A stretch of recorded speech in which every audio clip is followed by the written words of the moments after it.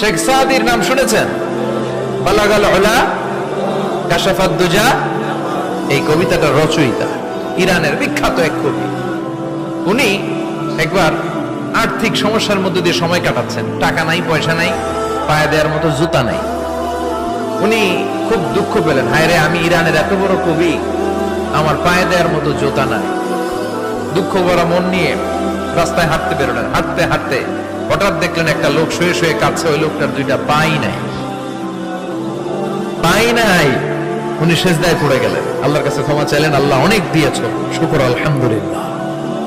এজন্য যেই পরিস্থিতিতেই থাকি না কেন আমরা কি পড়বো? জোরে বলেন, কি পড়বো?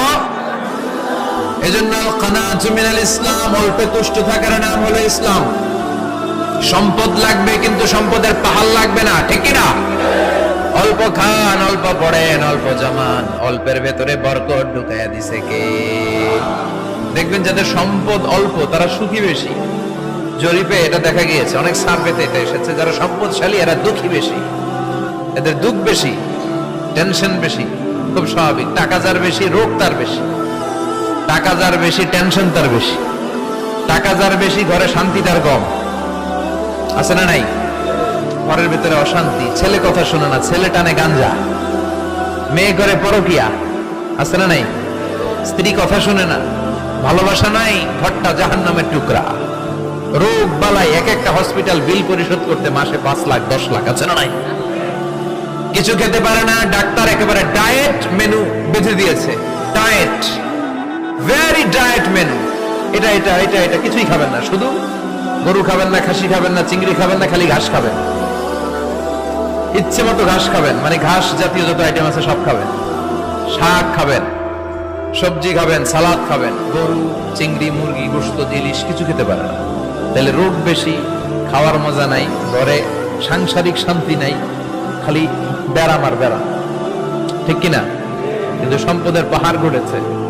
আর অল্প যারা খায়, অল্প পড়ে, রিক্সাওয়ালা, কুলিওয়ালা, অল্প বেতনের চাকরি, কিন্তু হক হালালি মেনে চলে, দেখবেন শান্তি আছে অনেক।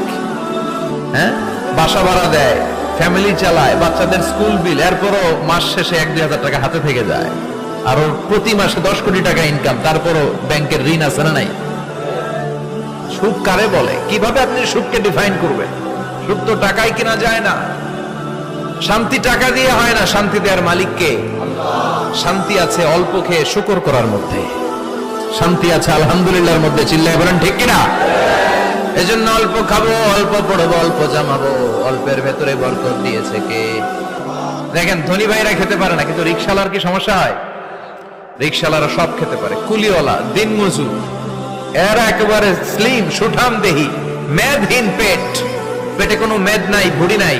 আর কোটিপতিদের মেদ আসারা নাই, এত বড় বড় পেট, ঠিক কিনা? আমাদেরও পেট আছে, তবে হালাল পেট। এটা হারাম টাকা দিয়ে এই ভুড়ি বানাই নাই আমরা। ছেলে বলেন ঠিক কিনা? রিকশাওয়ালা, কুলিওয়ালা নিজেও নামাজ পড়ে, বউও নামাজ পড়ে, বাচ্চাটাও নামাজ পড়ে, রিকশা চালায় আর জিকির করে লা ইলাহা।